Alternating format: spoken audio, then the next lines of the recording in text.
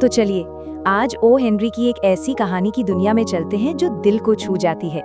ये कहानी है न्यूयॉर्क में रहने वाली दो आर्टिस्ट दोस्तों सू और जॉन्सी की, जिनके सपनों और दोस्ती की परीक्षा एक बहुत ही मुश्किल वक्त में होती है। अच्छा, ये पूरी कहानी ना एक बड़े ही गहरे सवाल के इर्द गिर्द घूमती है।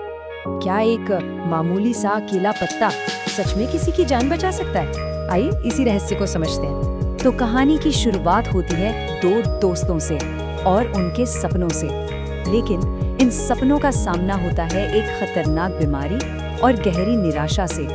न्यूयॉर्क की वो कड़ाके की सर्दियां वो अपने साथ सिर्फ ठंड नहीं लाई, बल्कि एक जानलेवा बीमारी भी ले आई थी, निमोनिया। और बदकिस्मती से जॉन्सी इसकी चपेट में आ गई और बिस्तर पर पड़ गई। देखिए, जॉन्सी का शरीर तो बीमारी से लड़ ही रहा था, पर असली लड़ाई तो उसके मन में चल रही थी। उसकी जो जीने की इच्छा थी ना, वो धीरे धीरे खत्म होती जा रही थी और ये निराशा बीमारी से भी ज्यादा खतरनाक साबित हो रही थी। और यहीं से कहानी एक बहुत ही अजीब मोड़ लेती है, एक ऐसा मोड़ जहां एक पत्ते से किसी की जिंदगी बन जाती है, जिंदगी का एक बहुत ही अनोखा पैमाना। जॉन्सी बस अपने खिड़की से बाहर दीवार पर चढ़ी एक बेल को देखती रहती थी और देखते देखते उसने एक अजीब सा वहम पाल लिया। उसने अपनी दोस्त सू से कहा, देखो, जब इस बेल का आखिरी पत्ता गिरेगा ना, तब मैं भी मर जाऊंगी। अब इस मोड़ पर दोनों सहेलियों के नजरिए में जमीन आसमान का फर्क था। एक तरफ जॉन्सी थी जिसने पूरी तरह उम्मीद छोड़ दी थी, उसका सारा ध्यान सिर्फ गिरते हुए पत्तों पर था, और दूसरी तरफ थी सू जो लगातार उसे समझाने और हिम्मत देने की पूरी कोशिश कर रही थी। अच्छा, इसी बिल्डिंग में नीचे एक और कलाकार रहता था, बेहरमन, एक बूढ़ा पेंटर जिसने अपनी पूरी जिंदगी एक ही सपने के इंतजार में गुजार दी थी। सपना था एक मास्टरपीस बनाने का, एक ऐसी महान पेंटिंग जो उसे हमेशा के लिए अमर कर दे। पर वो सपना अब तक अधूरा ही था। और फिर आई वो रात, वो तूफानी रात जिसने सब कुछ बदल दिया। ये सिर्फ एक पत्ते की सहन शक्ति की नहीं, बल्कि एक जिंदगी की उम्मीद की असली परीक्षा थी। उस रात मौसम का बहुत ही भयानक रूप देखने को मिला।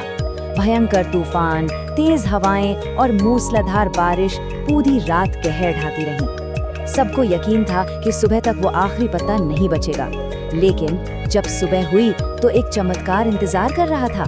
वो आखिरी पत्ता अभी भी डाल पर टिका हुआ था। इतने बड़े तूफान को झेलने के बाद भी उस अकेले पत्ते को अपनी जगह पर टिका देखकर जॉन्सी के अंदर जैसे एक नई उम्मीद जाग गई। उसे लगा कि अगर एक छोटा सा पत्ता इतनी हिम्मत दिखा सकता है, तो वो कैसे हार मान सकती है। और बस यही एक सोच, यही एक उम्मीद उसके लिए सबसे बड़ी दवा बन गई। उस पत्ते से मिली हिम्मत के सहारे वो धीरे धीरे ठीक होने लगी। जॉन्सी की जिंदगी वापस पटरी पर लौट रही थी। लेकिन रुकिए, कहानी यहाँ खत्म नहीं होती। असली क्लाइमैक्स तो अभी बाकी है। अब आता है कहानी का सबसे भावुक हिस्सा, बेहरमन की मास्टरपीस और उसका परम बलिदान। एक तरफ जॉन्सी ठीक हो रही थी और दूसरी तरफ एक बहुत ही दुखद खबर आई। बेहरमन, वो बूढ़ा चित्रकार, अब नहीं रहा। और विडंबना देखिए, उसे भी उसी तूफानी रात निमोनिया ने जकड़ लिया था और उसकी मौत हो गई। तभी सू ने जॉन्सी को वो राज बताया जिसे सुनकर वो हैरान रह गई। सू ने कहा, जॉन्सी, जिस आखिरी पत्ते को तुम इतने दिनों से देख रही थी, जिसे देखकर तुम्हारी उम्मीद वापस आई, वो असली नहीं था। जी हाँ, वो कोई असली पत्ता नहीं था, वो बेहरमन की बनाई हुई एक पेंटिंग थी। उस तूफानी रात में अपनी जान की परवाह किए बिना उस बूढ़े कलाकार ने दीवार पर वो पत्ता पेंट किया था, सिर्फ इसीलिए ताकि जॉन्सी की उम्मीद न टूटे। वही पेंटिंग उसकी जिंदगी की सबसे महान पेंटिंग थी, उसकी सच्ची उत्कृष्ट कृति। तो बेहरमन ने अपनी जिंदगी की वो महान पेंटिंग बना ही ली।